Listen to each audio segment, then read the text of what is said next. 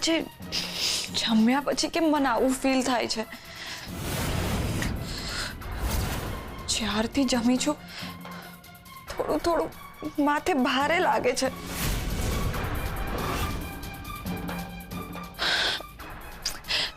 જમવામાં તો કઈ નહીં આવી ગયું હોય ને?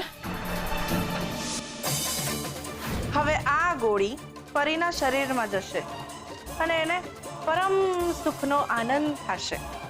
અને જ્યાં હુંદી એને ખબર પડશે કે હું થઈ રહ્યું છે ત્યાં હુંદીમાં તો એ આની બંધાણી બની ચૂકી હશે. અને આ પીને ચિરાગ પોતાના જ માણસો હારે ઝઘડી પડશે.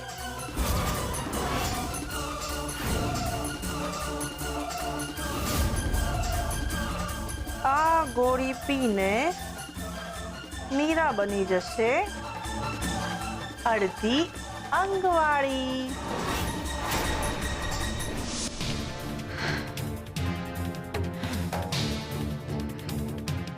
હમણાં તો માથું ભારે લાગી રહ્યું હતું. હવે ધીમે ધીમે મજા આવે છે.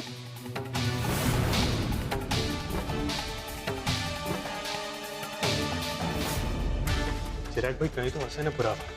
મોટી બાને મોટી બા સાબિત કરવાના હોય જ ને. હું શોધીશ, હું લાવીશ પુરાવા. છે મારી પાસે લગ્નનો આલ્બમ.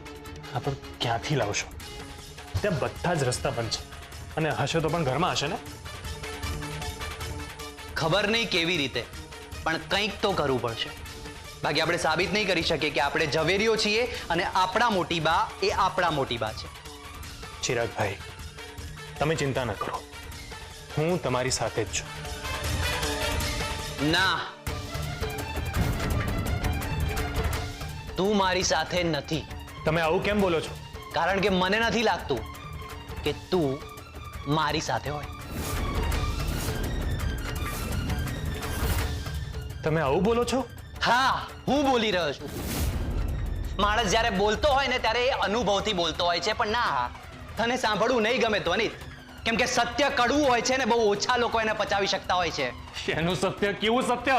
એ જ કે અત્યારે આપણે જે પરિસ્થિતિમાં છીએ એના માટે તું અને સરગમ પણ જવાબદાર છો. હા, તમે શું બોલી રહ્યા છો ચિરાગભાઈ? એ જ હું બોલી રહ્યો છું અને બરાબર બોલી રહ્યો છું. પણ મારે બોલવામાં થોડું મોડું થયું. શું? મારે બોલવામાં થોડું મોડું થઈ ગયું. ભલમનસાઈ, બહુ ભલમનસાઈ કરી તમે લોકોએ. ભલમનસાઈની તો તમે લોકોએ છે ને હદ વટાવી નાખી છે. હું કંટાળી ગયો છું તમારા લોકોની ભલમનસાઈ જોઈને. ભલમનસાઈના છે ને તમે લોકોએ ગીતો વગાડીને અયન અને અનસુયા આંટીને સાચા સાબિત કરીને શું કર્યું? ઘરમાં લઈને આવ્યા. અને પછી એ ઘર ઉપર અયાન અને અનસુયા આંટીએ કબજો કરીને આપણા બધાને એ ઘરની બહાર કાઢી મૂક્યા. અત્યારે આપણે લોકો જે દર બદરની ઠોકરો ખાઈ રહ્યા છીએ ને એના માટે એ લોકો જેટલા જવાબદાર છે એટલા ને એટલા તું અને સરગમ પણ જવાબદાર છો. ચિરાગભાઈ, તમે અત્યારે બહુ ફ્રસ્ટ્રેટ થઈ ગયા છો, એટલા માટે આટલું વધારે બોલી રહ્યા છો. તમે શાંત થઈ જાઓ. ના, વધારે નથી બોલી રહ્યો. હકીકતમાં તો આ મારે પહેલા બોલવાનું હતું. માણસના સમયસર ન બોલાયેલા શબ્દોની બહુ મોટી કિંમત ચૂકવવી પડતી હોય છે. બસ, બહુ થયું. માણસના મનમાં કોણ ડોકાચી કરી શક્યું છે? એ વખતે અમને નથી ખબર કે જે લોકો પર અમે ભરોસો મૂકી રહ્યા છે, પોતાના હૃદયમાં જગ્યા આપી રહ્યા છે ને, એ જ લોકો અમારા હૃદયને કાપીને 4 ટુકડા કરી નાખશે. તો તમારા એકલાના 4 ટુકડા થયા છે, બધાના 4 ટુકડા થયા છે ને. અને તને ખબર છે મારી અંદર કેવી આગ લાગી છે? મારી મમ્મી ક્યાં છે, કઈ હાલતમાં છે, તને ખબર છે? ના, તને ક્યાંથી ખબર હોય? કેમ કે પોતાના વ્યક્તિ જ્યારે દૂર થાય ને ત્યારે જ વિરહની વેદના સમજાય. તો એ મારા આંટી નથી? મને મારા આંટીની ચિંતા નહીં થતી હોય?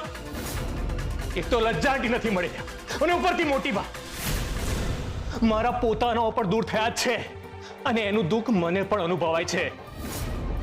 જે આગમાં તમે સળગી રહ્યા છો ને એ આગમાં હું પણ સળગી જ રહ્યો છું. ના, મને નથી લાગતું, કેમ કે તું અને સરગમ દેખાડો કરો છો કે તમે કેટલા મહાન છો. બસ, હવે બહુ થયું. હવે એક પણ શબ્દ ના બોલતા, કારણ કે હું નહીં સાંભળું.